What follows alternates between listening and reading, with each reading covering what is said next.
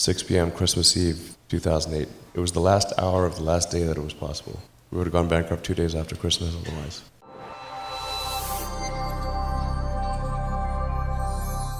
When you had that third failure in a row, did you think, I need to pack this in? Never. Why not? I don't ever give up. I mean, I'd have to be dead or completely incapacitated. Musk is 40 years old, a naturalized American citizen, and reportedly worth nearly $2 billion. What was your biggest failure and how did it change you? Well, there's a ton of failures along the way, that's for sure. 2008 was brutal. Phew. 2008, we had the third consecutive failure of the Falcon 1 rocket for SpaceX.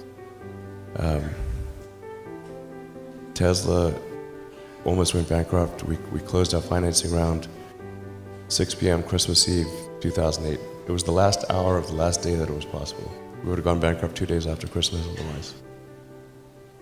And I got divorced. That was like rough, man. Permanent scar tissue there. Well, it poses a question, or maybe you just answered the question of why is no one else doing these things?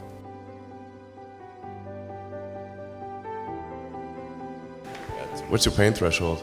Well, if it's real high. Why even begin? When something is important enough, you do it even though the odds are not in your favor. How much of your personal fortune have you poured into this?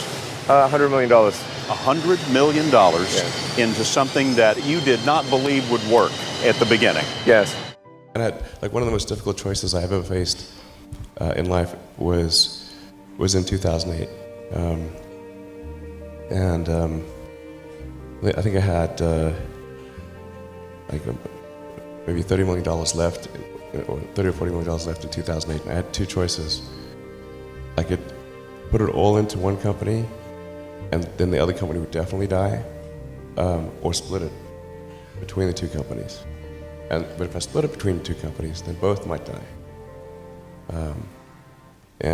When you put your blood, sweat, and tears into creating something, building something, it's like a child. And so it's like, which one am I going to let one starve to death?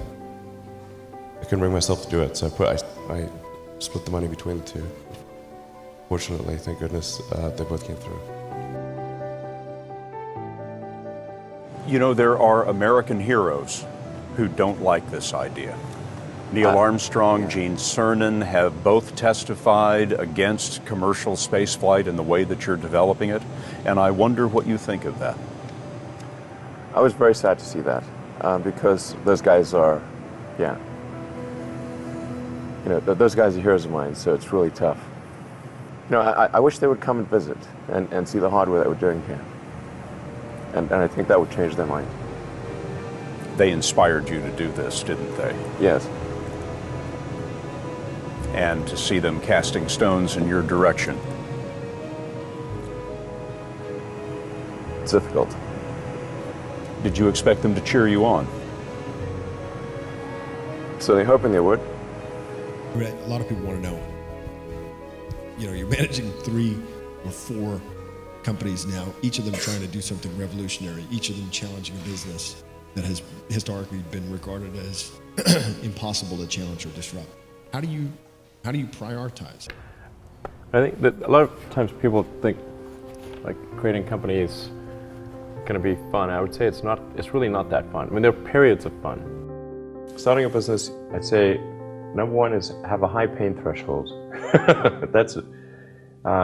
There's a friend of mine who's got a good saying, which is that starting a company is like eating glass and staring into the abyss. Okay, that's generally what happens, because when you first start a company, there's lots of optimism and things are great, and then so happiness at first is high. Then you encounter all sorts of issues, and happiness will steadily decline, and then you'll go through a whole world of hurt. And then eventually, if you succeed, and in most cases you will not succeed, and Tesla almost didn't succeed, came very close to failure. Then if you succeed, then after a long time you will finally get back to happiness. Ignition, liftoff. Center 5, aim high. Go Falcon, go Dragon. Since SpaceX launched 18 years ago, Musk has revolutionized rocketry and the business model of space travel. His Falcon 9 rocket is reusable, a milestone breakthrough, because it slashes the dominant cost of launching. Bridenstine says that sort of corporate innovation is key to NASA's future too. Life cannot just be about solving one miserable problem after another. That can't be the only thing. There need to be things that inspire you, that make you glad to wake up in the morning and be part of humanity. That's why we did this. This guy called Tsiolkovsky, one of the early Russian rocket scientists, the great saying, "Earth is the cradle of humanity, but you cannot stay in the cradle forever." It is time to go forth, become a star-faring civilization, be out there among the stars, expand the scope and scale of human consciousness. I find that incredibly exciting. That makes me glad to be alive. I hope you feel the same way.